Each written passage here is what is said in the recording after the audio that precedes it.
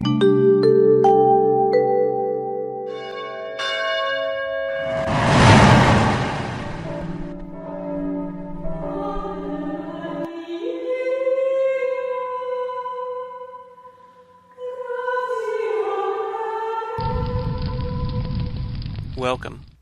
I'm Sebastian Mahfood, and you're listening to WCAT Radio, the on-air wing of En Route Books and Media, bringing you the dulcet sounds of Catholic wisdom. Hello, everybody, and welcome back to another episode of Purified by Fire. I am David Cease, and this is the Spiritual Coaching Show to help you find peace, love, and joy in family and work life, sanctifying the world one soul at a time. We are here each and every week to help you grow spiritually, to become successful in this life, and to be a saint for the life after. No matter how broken you may be, God is calling you to greatness that only you can fulfill. So come join us and see how He may be calling you.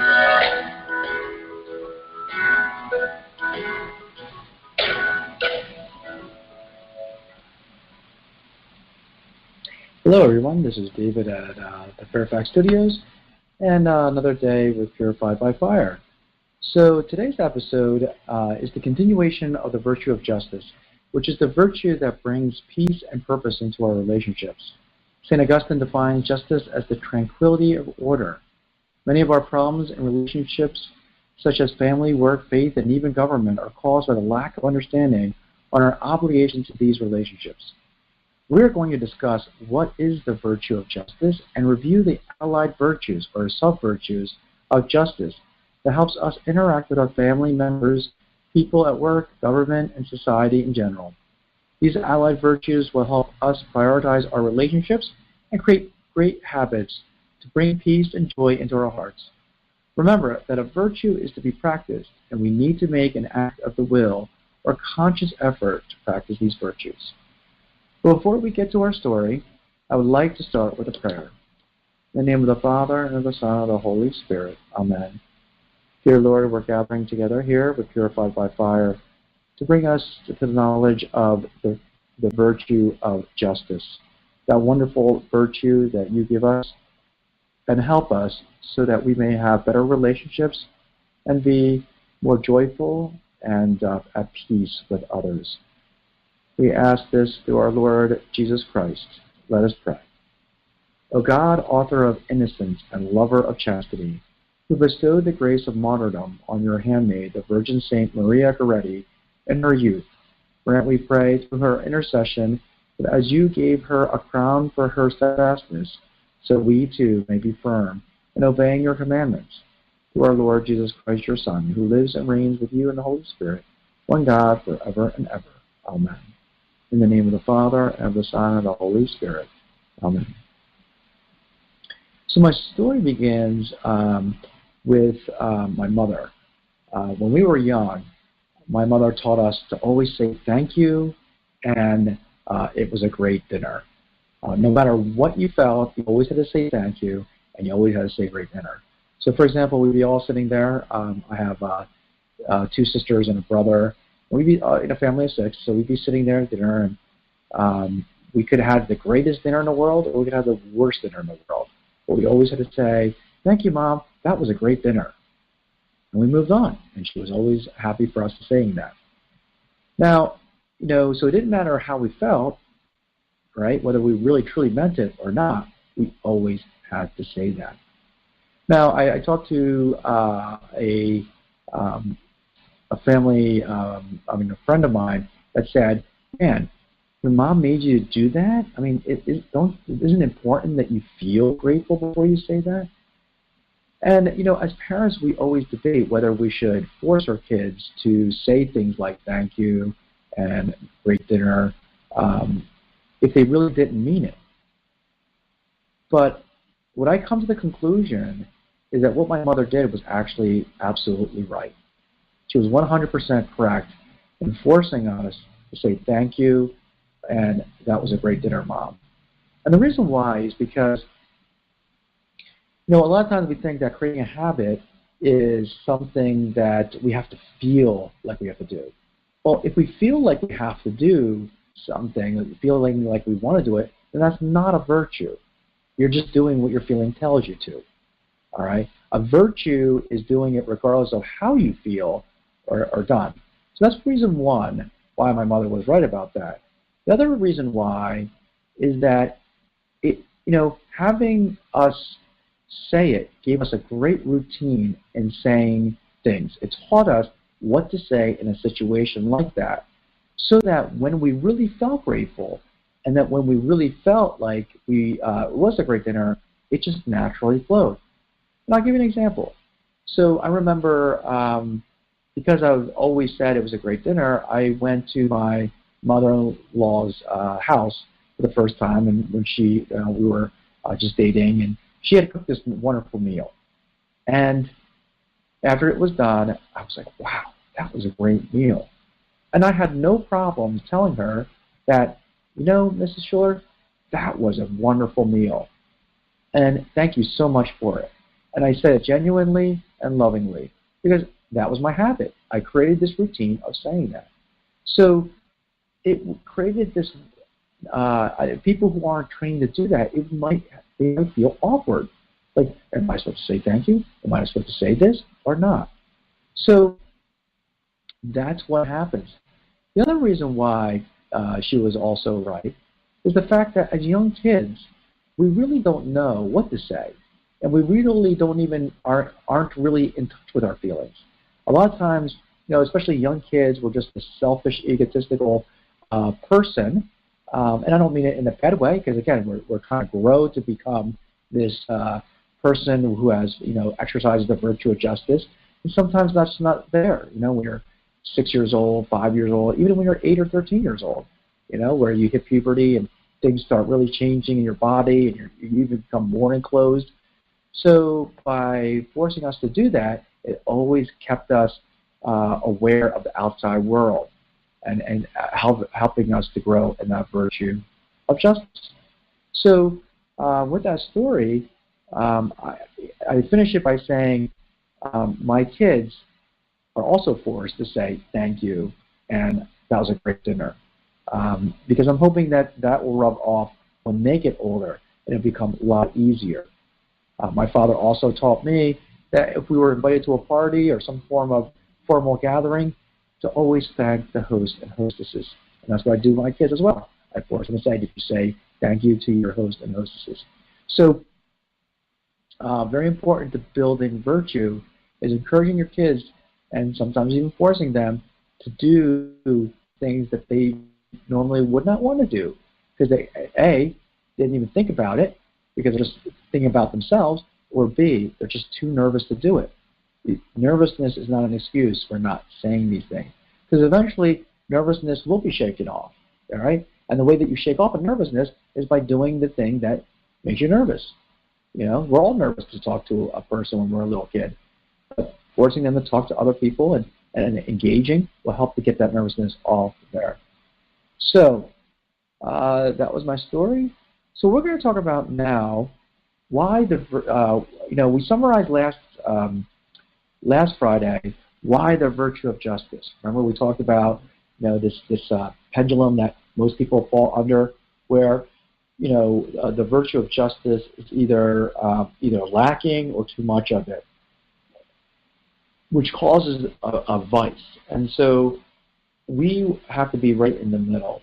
So the people who don't have enough justice fall under egoism and eventually fall under narcissism. The one who has too much of it has almost self-emulating, emulating altruism. This altruism that is so self-destructive, and we know that they wind up falling under all of these isms, activism, volunteerism, socialism, communism, whatever you want to call them, they get sucked into, as opposed to really using their common sense and saying, well, that might be right, but that's really wrong in doing that. So we know why. So now we're going to be talking about what is the virtue of justice and some of its parts and some of its sub-virtues or allied virtues, they're called. Okay. So what is the virtue of justice? the virtue of justice is one of the four cardinal virtues. Outside of prudence, it is the second most important virtue.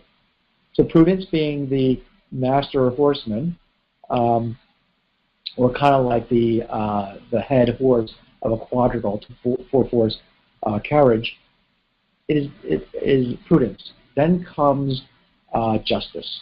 All right. So justice is the second most important of the cardinal virtues. It perfects the will. So virtue, just like prudence perfects the intellect, justice perfects the will. Why? Because most of the things that we do in justice or behave around our relationships are based off of our feelings and our passions. Now our feelings and our passions aren't bad, but when we leave it to our feelings and our passions, then we typically aren't appropriately doing the right things. Why? Because our external feeling, our external senses typically want to be lazy, basically not to be very, doing any work or anything like that. It avoids any type of suffering and only wants pleasure. That's basically what our external feeling wants to do. So it naturally, our feelings will naturally want us to be kind of narcissistic because it will always seek the pleasure and avoid the suffering, right? Because a lot of times when we interact with other people, there's some suffering involved. There is some suffering involved that's involved. And if we leave it to our passions are worried about fear, okay? And it wants to avoid fear. That's what it wants to do. And sometimes talking, especially at a young age, talking to other people and interacting, or maybe saying certain things about government might be fearful.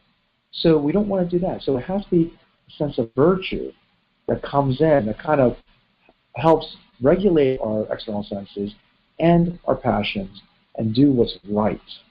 So it's the act of the will that justice occurs because we're trying to overcome our external senses that wants pleasure and avoid suffering, and then our passions, which is usually avoids the fear factor. So that's what it's going to be doing. It's going to be perfecting our will to go outside of ourselves and interact with our relationships.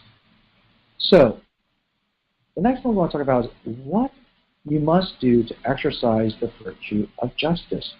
So it's great to talk about justice and its, what it is and everything and how it helps us out.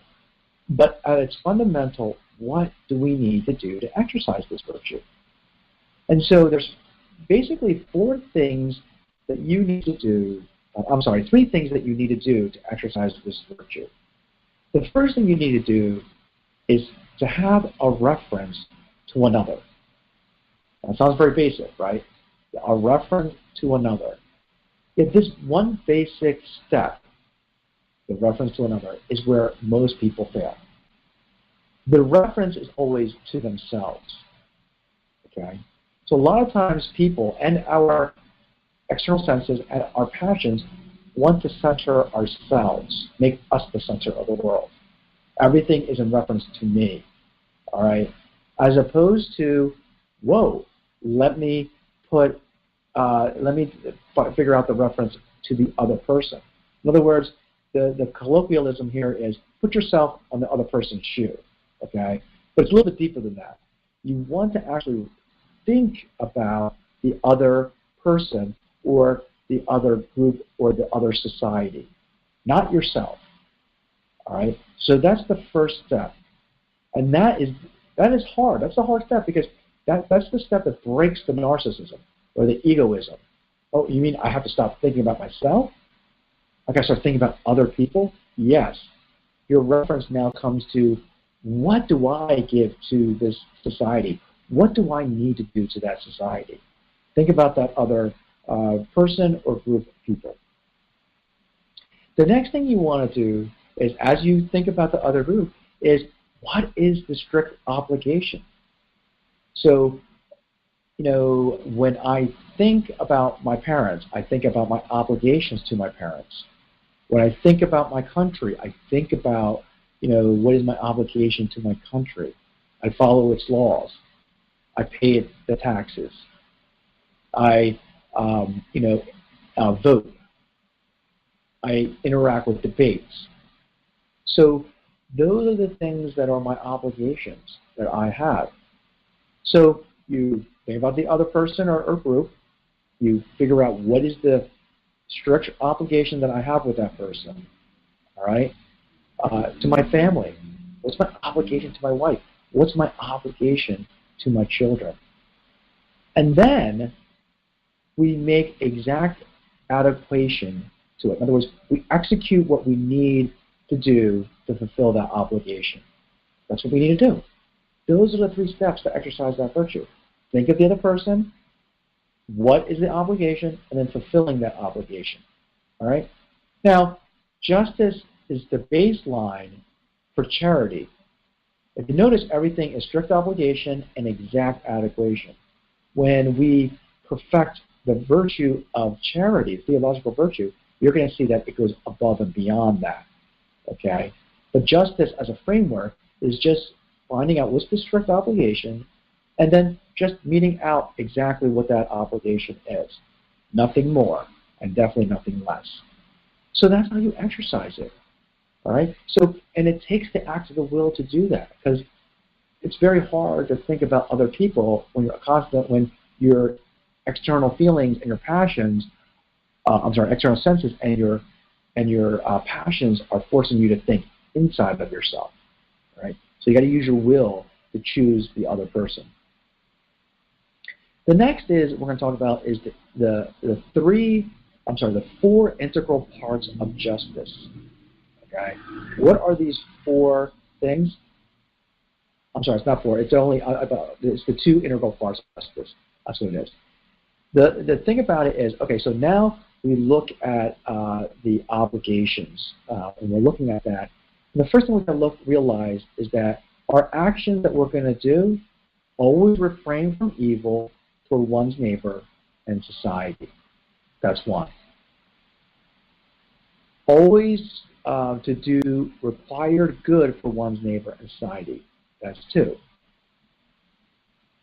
So that's what you have to understand. So in other words, it's not just about avoiding evil, okay, but we actually have to do good. All right? Our obligation says we have to do good. All right? So in other words, if we don't participate in government, let's say I don't vote, that's just as bad. Okay, as it's bad that you vote for someone who's evil. Let's say they're pro-choice and they're for the euthanasia. Okay, that's bad because now you're taking action that's a bad evil. Okay, but then not voting is also bad because you are not participating into doing the good, which is voting for a pro-life politician. All right? So it's important to understand. It's not just avoiding evil. It's not just saying, hey, no, at least I didn't vote for a pro-choicer. No. You have to actually do, if it's possible, the good that's there. All right? So it's a proactive good in doing that. So that's the integral parts of justice. So you look at your reference of the other person, you look at the strict obligation, that obligation, you should be doing the good. Avoiding the evil, you should be doing the good to it and exacting that good on the other person. Okay? Or entity. All right. So next thing we want to talk about is there are 3 types of justice. There's legal justice, where we render to society what is due in view of the common good or goal, okay? Usually based on law. So legal justice is that legal framework that is due to a common goal. So you might have an organization, let's say Legion of Mary as an organization that has bylaws, will have laws there or rules that you have to follow so that this organization has some kind of common goal. And it's obligatory for us to fulfill them if you want to join that organization. Now, there's certain organizations that we already by nature of its birth, we belong to, aka the government of the United States. So the government of the United States, we belong because once we were born in the United States or we were naturalized in the United States, we have to abide by those laws. All the laws that are morally acceptable, we have to abide by, even the speeding ones, okay? Filing taxes, all right? So as long as they're morally right, we have to follow those laws. So it's very important to understand that.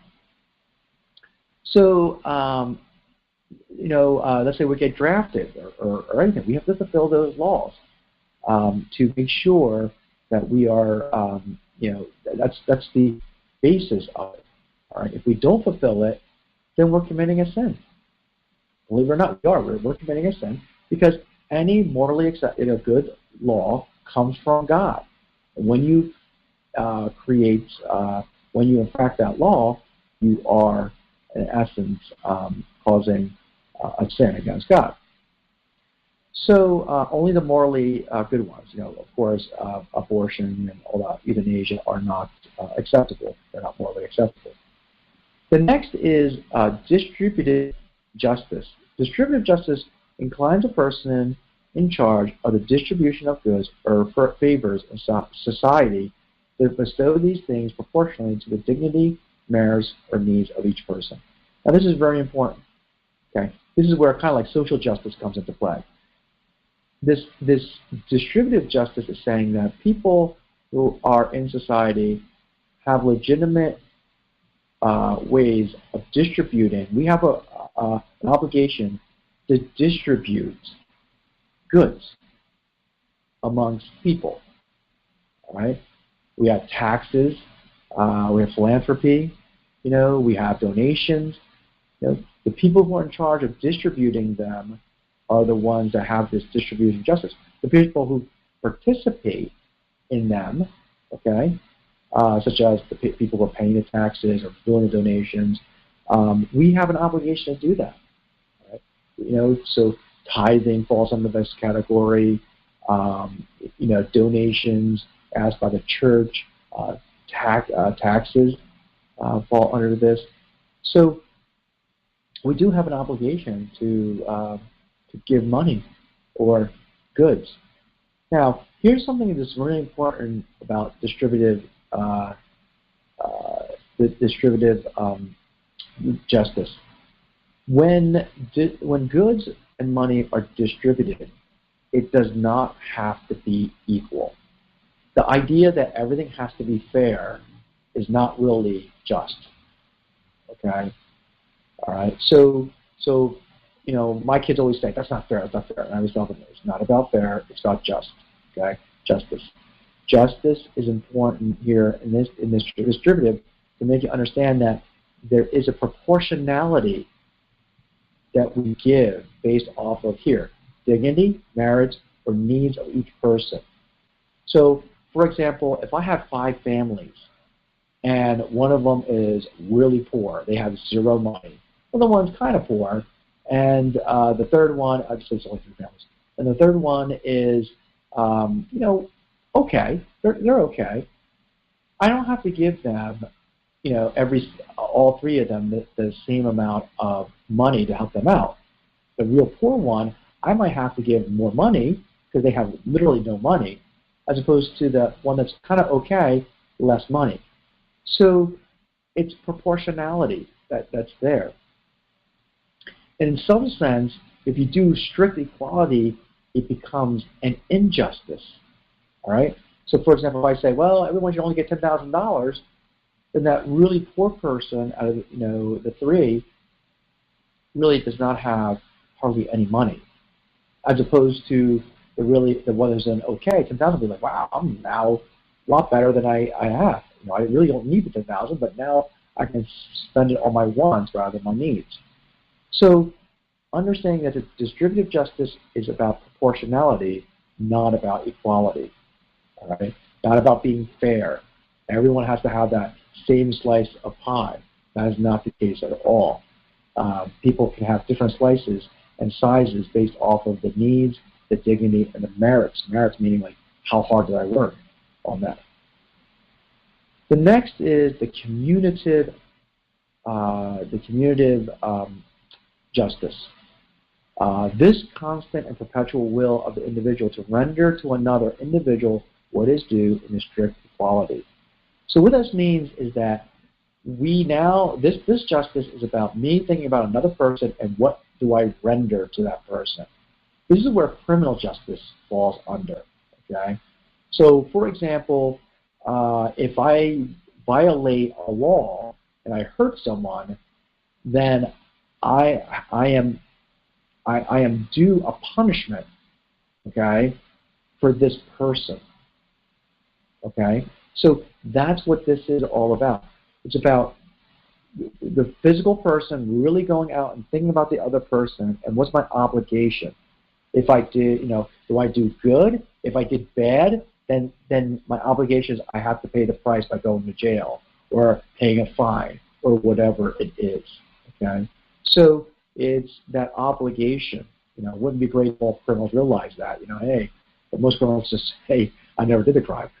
Instead of, saying I committed the crime, I have my obligation because I committed this crime is to be in jail, all right, for X amount of, because I have to pay for the crime. Okay, so commutative, or what do I know? I'm married to my wife. What do I have to give to my wife?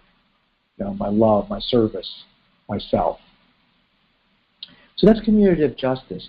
So there's three types of justice: legal, distributive, and commutative.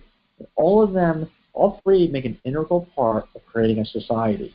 The legal kind of creates a framework in which society can operate, whether it's in a family, whether it's in work. Work, we have policies and procedures. In church, we have canon law.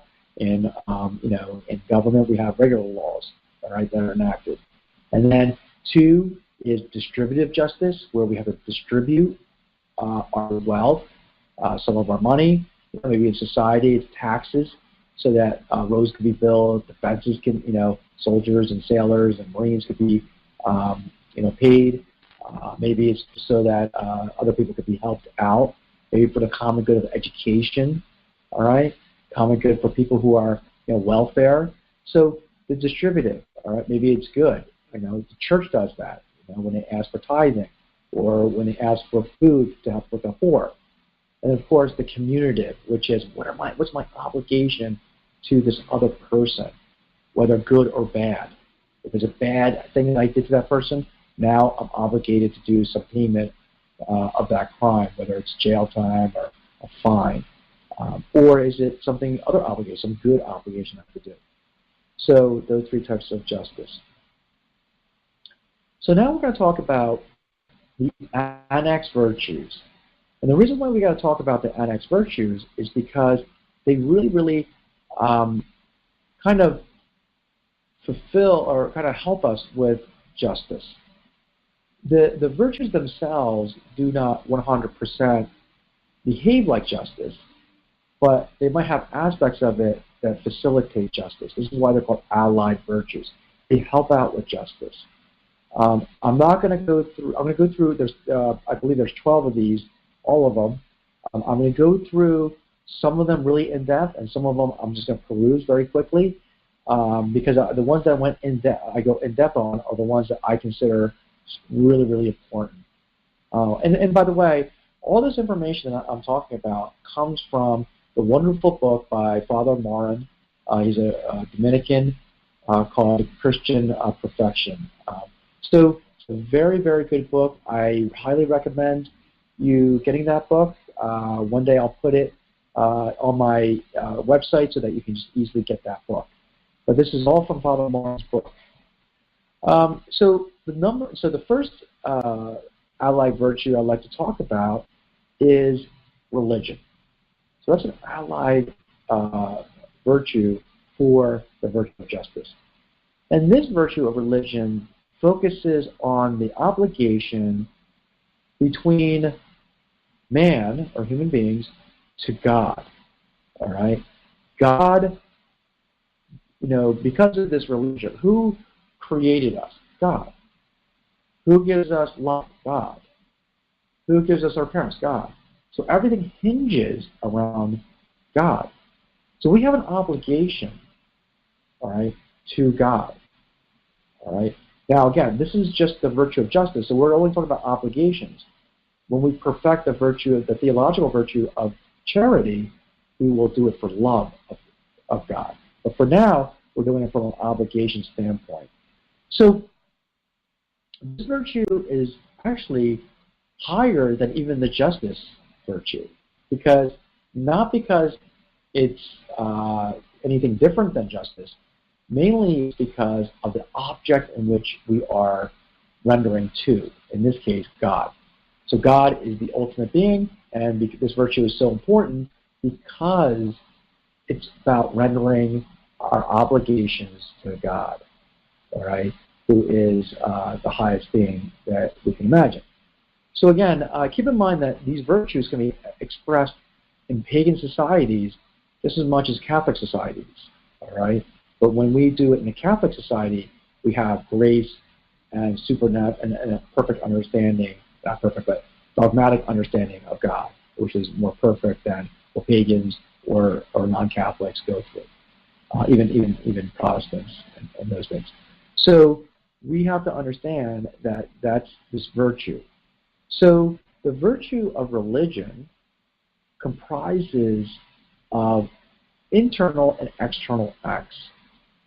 Internal acts of religion is devotion and prayer. That's basically it. It's devotion. So what is devotion?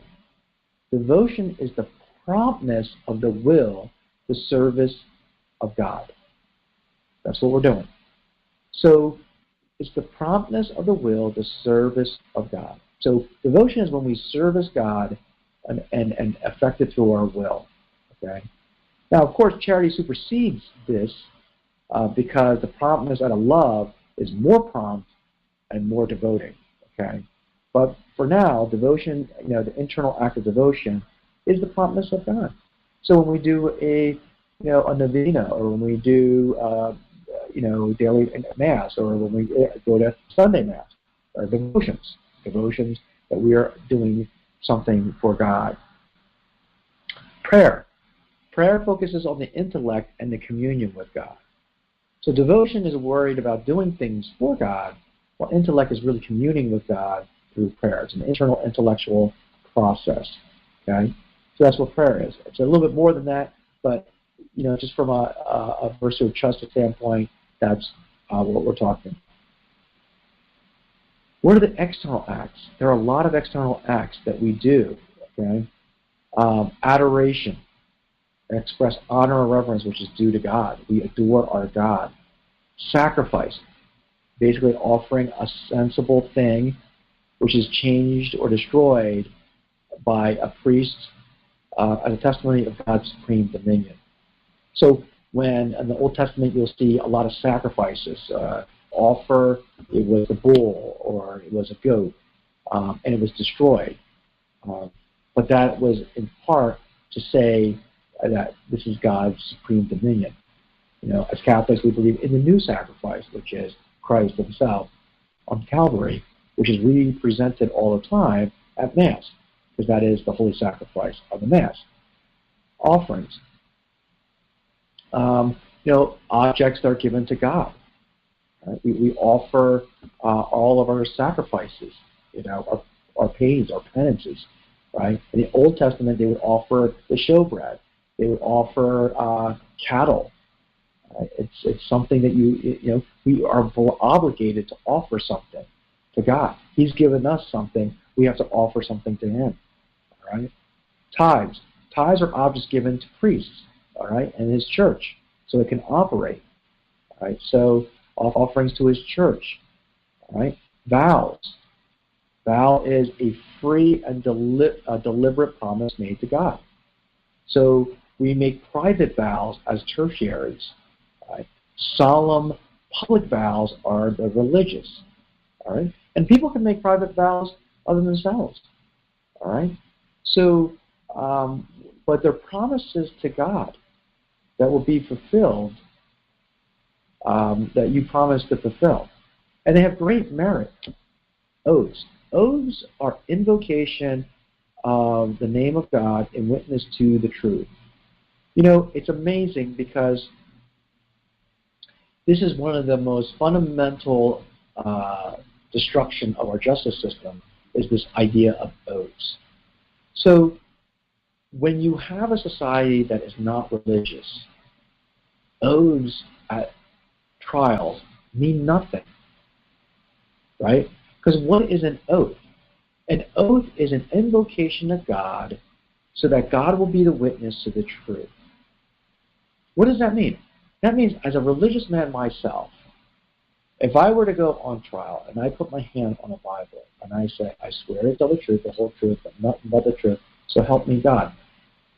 What that's saying is this: God is my witness. That if I'm telling the truth and you don't believe me, then let all the blessings that God has in this book be upon me. Because you don't believe me, but God is my witness. He believes me, and I will be blessed. Conversely, if I were to lie, then God will curse me, all the curses that are on this Bible. So, from a religious standpoint, oaths have a great impact, because a religious person would not tell a lie, because he or she would know the impact of that lie. Conversely, the person who wants to know the truth, if they're a religious person and we're a religious society, we will know that this person would have the pains of mortal sin to lie. Because we're using the Lord's name in vain, which is breaking one of the commandments. So that's why a society that loses religion loses the fundamental basis of the truth. And if you look at our justice system now, people have very little regard to what the truth is. You know, whether they're talking half-truths or whether, lots of other things, lies, they're masked as truth. It's a catch-me-if-you-can type of a mentality when you don't have a religious society taking oaths. Catch me. So they create perjury, okay? And so the law defines the punishment of perjury. But you know what? Perjury by God means you have violated me. And that means you will be eternally damned unless you go through confession.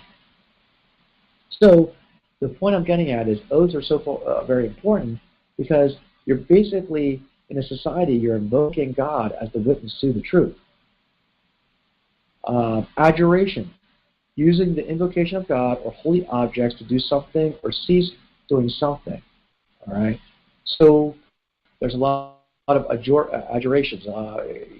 Actually, Jesus mentioned this, where he says, don't force a person to swear by the temple or by the altar. But what makes them holy is God. So, but sometimes people do that. You can actually adjure something by a holy object. We do adjurations a lot in casting out demons. Where you say, adjure you, demons, and casting them out. So the next external is praise, and that is invocation of God's holy name in public or private worship to create an interior faith. So praise is invoking God's name so that we can have that fervor inside of us, whether it's public or private worship. So when we say the Lord's name, irreverently, and is not doing what it's supposed to do, which is, create this interior fervor, and you're using that name in vain. This is what's happening a lot. You say, OMG, oh my blank, right? How often do we say that word? Without even really knowing what it means or what it's saying, all right? When you say those words, like, oh my God, I love you, it's supposed to have an interior fervor into our hearts so that we become closer to God. That's true praise. When we use the name in a loving phrase, and that is, again, a sense of justice. So what are the sins against religion? First is superstition. And superstition is worship that is unworthy of God or rendering creatures what is God. I sometimes, I sometimes get a little bit leery when I see a Catholic wearing, almost every medal you can think of around their neck, right? It's almost like it's superstition. I got this medal, that medal, that medal, this medal, that medal. Certainly, having medals is good. I wear the Miraculous Medal, I wear the Benedict Medal, I wear a cross. Certainly, they're there. But when it's almost like it's a lot, that can be almost superstitious. You see a lot of superstition running around that's commingled with Catholicism. One of them is the horn in Italy. I see a lot of people wearing that. In Jamaica, they have certain superstitious things that are mingled with Catholicism, and that needs to be kind of pushed away. You could be superstitious with novenas. When I do a novena for requesting some kind of favor, I always say at the end, if it be your will, right? But sometimes, and I've done this in the past, where sometimes we kind of say, hey, the novenas become almost like a formula for getting what you want, and that's not really what it's there for. So superstition, there's lots of forms of it. It's not just wrapped around, pagans or Protestants or other religions. It could be centered around Catholicism, where we sometimes become very superstitious ourselves. The next is perjury, and we talked about that, calling God as a witness to falsehood. And how many times do we do that? Right? How many times do we say, I swear, and you really don't mean it? Or if you go to court, or every time you take an oath, and you don't really mean what your oath really means. So that is perjury, and that is a capital sin. Sacrilege, violations or profane treatment of holy objects. I was my daughter is doing a Civil Air Patrol, which is a pseudo-military type organization for young kids, and I remember this one the color guard. She was folding up the flag, and she accidentally put some part of the flag on the ground. And she got yelled at by the other CAP members saying, you never put the flag on the ground. Well, if we were to treat reverence to a flag, why don't we treat holy objects, whether it be palms on Palm Sunday, whether it be the Miraculous Medal or anything that's out there, and then properly dispose of them, either burying them or burning them. Every year I have a big bonfire, and I just throw things in there that we can burn that are there. So properly treating our the holy objects with reverence. Secondly, simony, buying or selling that is intrinsically holy. You just have to go to eBay and look and type in relics and see all the things that they're buying and selling. I do a day with Mary, and I'm very careful to distinguish what objects have been blessed and what objects haven't been. And if I'm in doubt, I'll assume it's blessed, and meaning I do not sell it. I keep it out for free. All right? So it's important to understand that, once something gets blessed, you can't sell the objects. All right? You can sell other things around it, maybe the shipping or the shipping and handling of the object, but you cannot sell the object itself. That's called simony. Sacraments, also simony. You can't pay off a priest and say, hey, can I get my kids baptized? Now, can they charge a fee for the RCIA or the baptismal, part of it, the administrative side? Yes, but you're not paying for the sacrament. You're paying for the administrative aspect of preparing you for that, maybe the books, the materials, the time for the teacher, and those types of things. So simony, I think that the greatest example of that is the relics being sold on eBay. Recently, I've been acquiring relics mainly because in Europe, as you know, the demise of the Catholic Church out there, and the churches themselves. When I say Catholic Church, I'm talking about the church itself, not just the people. I'm talking about the churches themselves are being converted into museums. We're finding that the state is making so much money on allowing people to see them as museums. We went to the Duomo in Florence many years ago. This was back in 2012, and there was a small little section where people could go to daily mass, but the whole church, which is huge, is a museum. And when you go in it, it's basically just a few pews as examples, but it's wide open. Why? Because they want to make money on, telling people that this is the cathedral church and making it into a museum. But those those churches had literally hundreds, if not thousands, of relics, especially in Europe. And because they were there, a lot of them are being thrown away. Thrown away, disposed of, or put in, or even worse, they're being put into museums. We went to a museum in Italy, and we saw a reliquary there, and the caption in this museum said, "In medieval times, Catholics worship these relics." I couldn't believe it. I'm like, first of all, we don't worship relics, we honor them. And second is, this is sacrilege. This is very, very, it's a sacrilege and a half. So, conversely, we should treat relics with respect, love, and devotion. One of my favorite relics I love going to is in Mystic, Connecticut, at St. Edmund's Retreat House, where they have a whole arm of St. Edmund. It's pretty much an incorruptible. Basically, St. Edmund was an incorruptible. St. Edmund was a bishop in England back in 1000 AD. So this relic is over 1,000 years old. Yet his hand is still the same. No embalmment, nothing. So it's very important that we treat relics and sacred objects with reverence.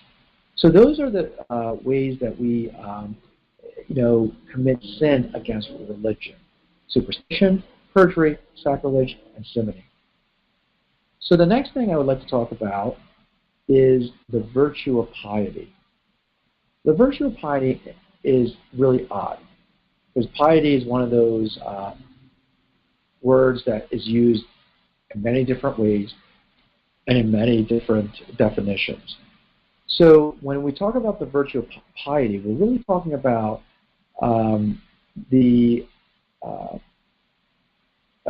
this virtue is really the habit which inclines us to render to our parents, our country, and to all those connected with them the reverence and service due to them. Okay? So in other words, piety in this virtue standpoint is very generic. We always have this conception that piety is someone who goes to church, and that is piety. But in a general sense, we're taking it from a general sense, the piety encompasses three areas: your parents, your country, and all those connected with that. All right? That's the virtue. Why? Because outside of God, they are the principal means of one's being, education, and government. So if you notice, we use the virtue of religion. That's our relationship with us and God. Piety is our relationship with our neighbors, with our fellow, with our parents, and with our government in general. All right, God is the creator of all things. He sustains our life. Second to that is our parents. They gave us life, and they sustain that life, govern us, and teach us. All right. Our country, in similar ways, is also the same thing. So, in certain sense, they are also a means of our being. They protect us. They help us. They teach us.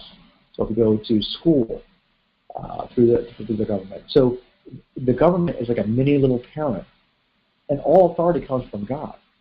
Always remember that. The next is one's blood relatives, right? So the family tree is very important. we all come from the same family tree. And so because of that bloodline of the family tree, that's what connects us to other people. So your aunts, your uncles, your cousins, and everyone else is that same bloodline. I would say that one of the most impressive persons I ever met that emphasized this piety, this of parents, country, and bloodline is Pope John Paul II. Even, he is a fervent, devotional person who loves the Polish country, who loves his nation. I should love his nation. And he had deep devotion to that, a deep love. When he became Pope, he wanted to go back to Poland to free it.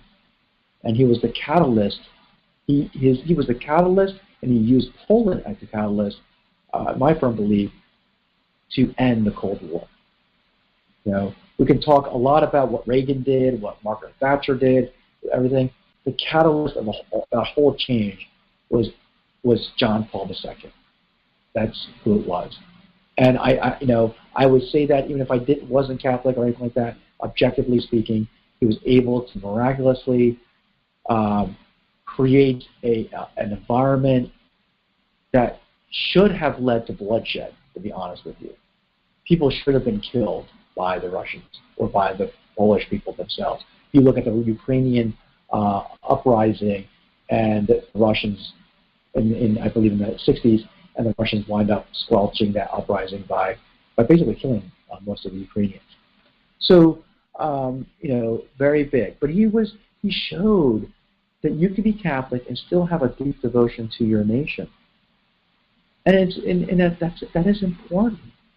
Loving your country, all right? Loving your country is very, very important. So, there's a whole debate about kneeling. Do we kneel, at the national anthem? This is not an issue of, whether you're conservative or Republican or like that.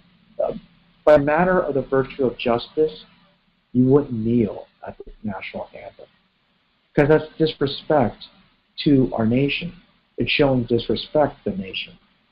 Now, can you use other methods to argue your point? Certainly.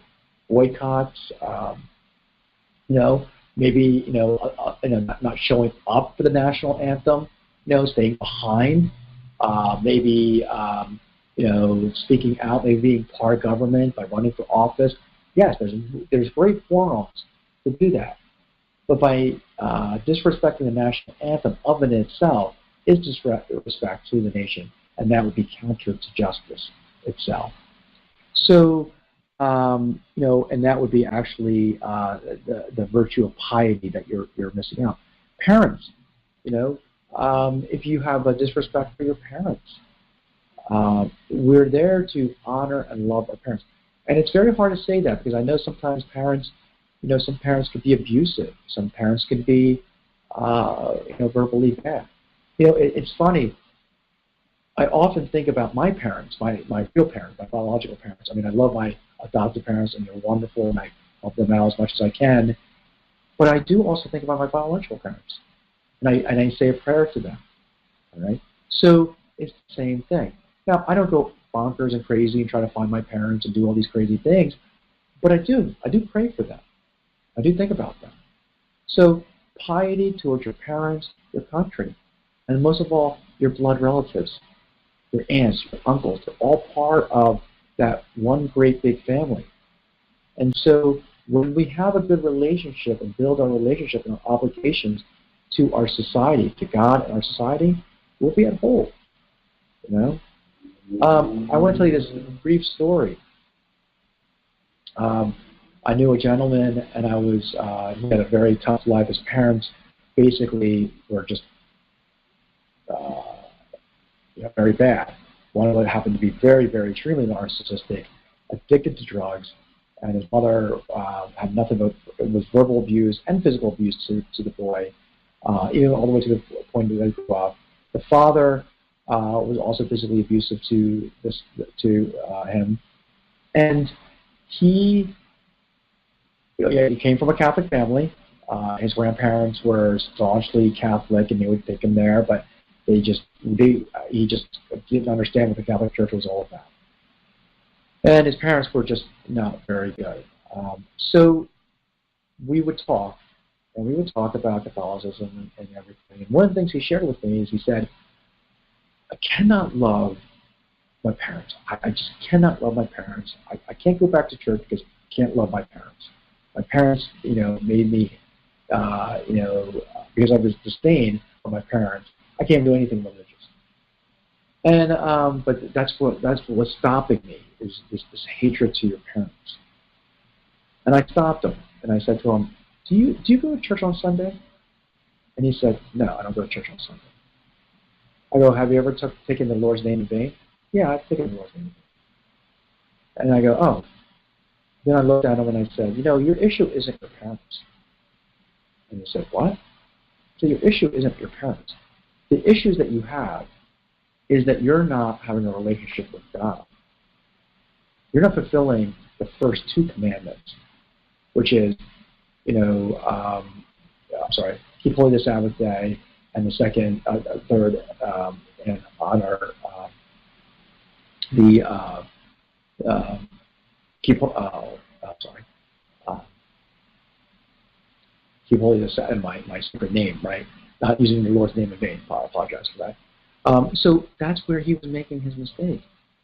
I said, if you actually fix those two issues, your relationship with God, you'll have a better relationship with your parents. And several months later, he comes back to me and telling me that, he went back to church. He started going back to church. And I said, how is your relationship with your parents? He says, they don't bother me anymore. I said, bingo. And he said, why? He said to me, the reason why is because I finally realized that I am loved. At the end of the day, that's all he was looking for. His parents couldn't give him the love. But you know what God did? God gave him the love.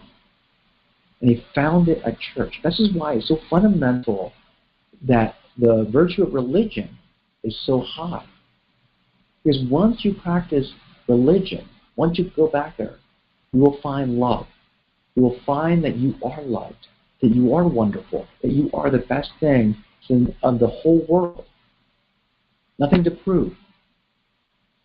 So this young man was looking for love. He was looking for it through his parents. He couldn't get it from his parents. And it was like a big wall, a stumbling block. All he wanted to be is loved. And by refocusing him, say, you know what, you need to focus on God. And that's when he realized, oh my goodness, I am loved. I'm loved by God. So the virtue of religion will help you come to that conclusion, which then helps you with the virtue of piety. All right? So we're up. I want to go through a couple more. One is called observance, and the other one is called dulia. Observance is regulates the inferior to the superior relationships due to reverence and honor to those who possess some kind of special dignity. I'm going to stop right there, and I'll continue later. We are at the hour, and we'll continue next week with the rest of the virtues, annex virtues, or allied virtues, and talk about how we can improve on these virtues as well. So let's end in the name of the Father, and of the Son, and of the Holy Spirit. Amen.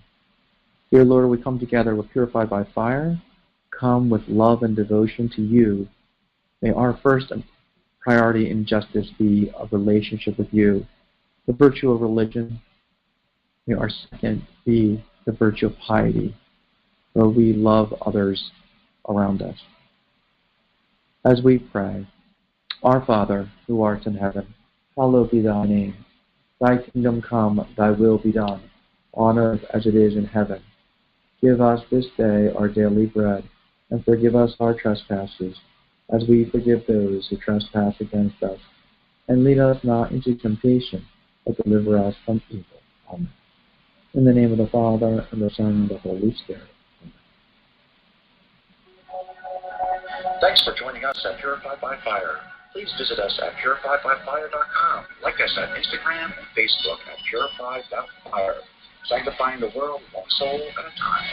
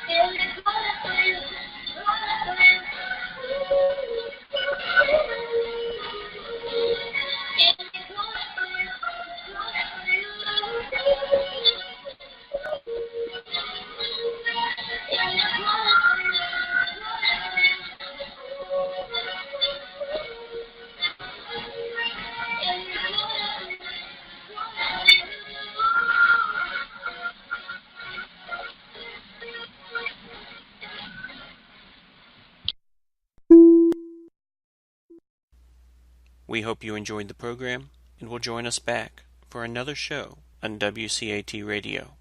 This is Sebastian Mahfood. Good day.